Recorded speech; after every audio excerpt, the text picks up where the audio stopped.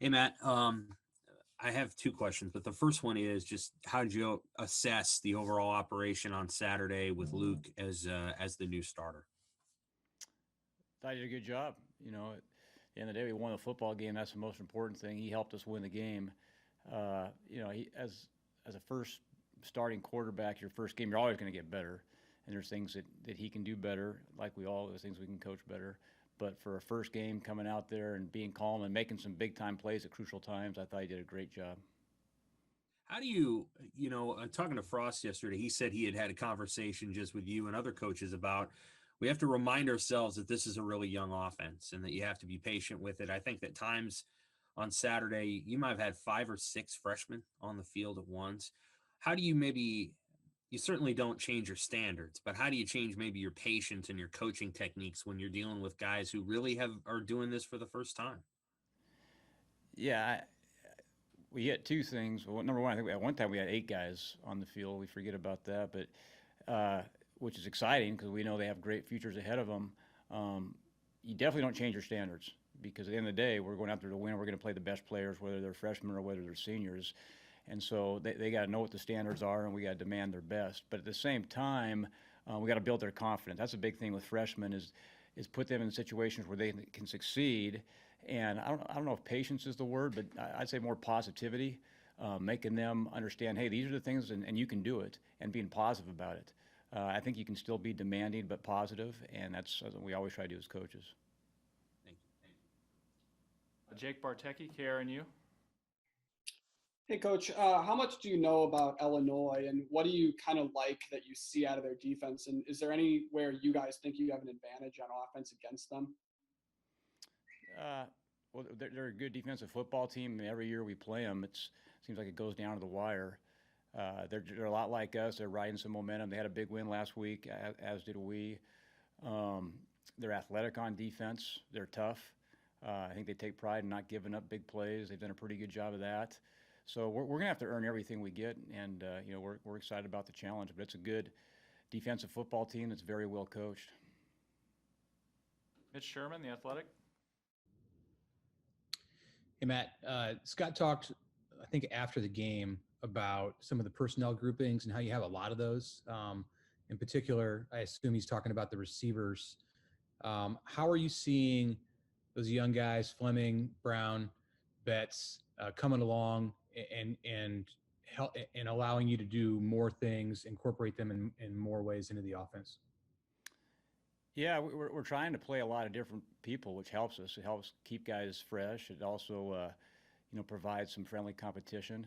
Um, the biggest thing is they've got to prove, not just to the coaches, but to themselves, and have confidence that they can handle the game plan and practice. And there's some things that certain guys do better than others. And as coaches, you always try to get whoever does this the best, get them in that situation. And so that's a constant thing that we work on as coaches, that we talk about every day. We do like the fact that we're playing a lot of guys because it keeps guys fresh. We also cross train. So, for example, we can be in two tight ends, and the second tight end can play the receiver spot. We can be in two running backs, the second running back can play the receiver spot. And so I think the flexibility our offense gives us to put different guys in different spots and put them in positions where they can excel it helps us. And then the fact that we've got some young guys that are getting better each day and learning the offense, that's let us play more guys. Parker Gabriel, Journal Star. Hey Matt, what do you learn about Luke when he plays an entire game rather than playing in a package here or a series there? And how did you think he handled just the sort of ups and downs of being in there for every snap of a game? Yeah. Well, first I thought he handled it unbelievably well. We knew that he was a competitor. We knew he's a great athlete. He's been making plays all fall camp long, with his feet and with his arm.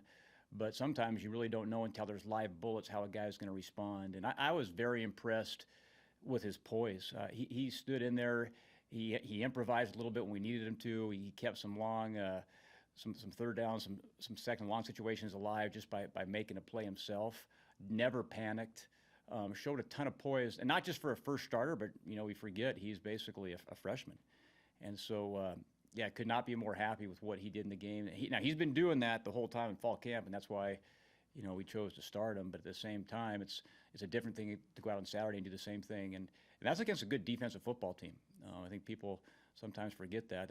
Those guys are going to win some games this year. That's a good defensive football team, and it looked like he'd been in there for a long time playing football. So I was very pleased, as we all were. And just one quick follow-up. Did you have I know there's been a lot of talk about, throwing the ball down the field and all that. When you went back and saw it, did you have an opportunity for a big play on where he got hit on the interception, looking up the sideline?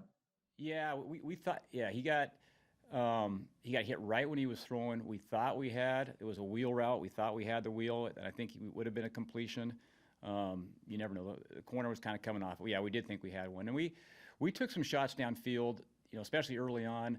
The biggest thing about this game, when we got up early, that kind of changed our mindset too. We didn't want to go 3 and out. We still wanted to take our shots, but we also wanted to control the clock a little bit. And our defense did a fantastic job and take away some of their possessions, one by controlling the clock and being able to run the ball, and just being smart play calling wise. I think the worst thing you can do sometimes when you're up by 25 points is just, you still want to do your offense and you still want to pick and choose your shots, but you don't want to put your defense out there without taking any time off the clock. So clock management does come into play in those situations. But when we do call shots, we had, and these guys were a good defensive football team too. I mean, they make it hard to sit back there. That's one thing we noticed as coaches when we study them is going into the game, quarterbacks just don't sit back there and wait for routes to develop.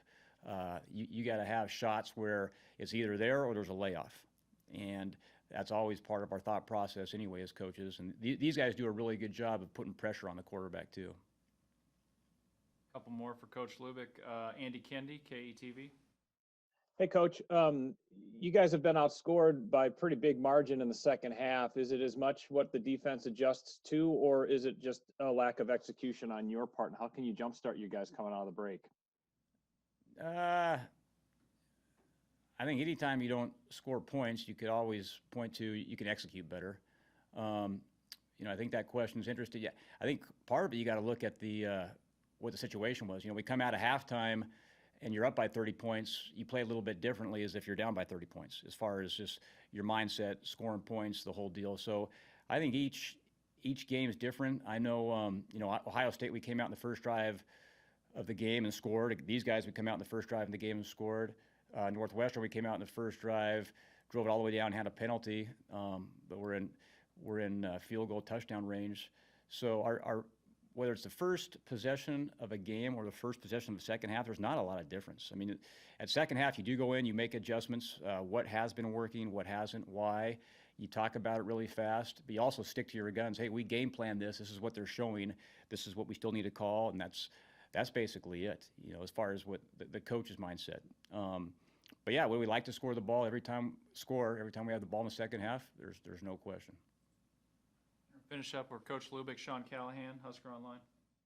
Hey, Coach, just curious, when you look at, you've played Ohio State, you played Northwestern, you played Penn State, can you just tell your guys now, like, look, we've seen about as good as we're going to see now in the Big Ten. It's kind of all downhill from here. We may not see defenses as good as we faced already at this point. And what did you learn just over this stretch playing on paper what appears to be 3 pretty good defenses?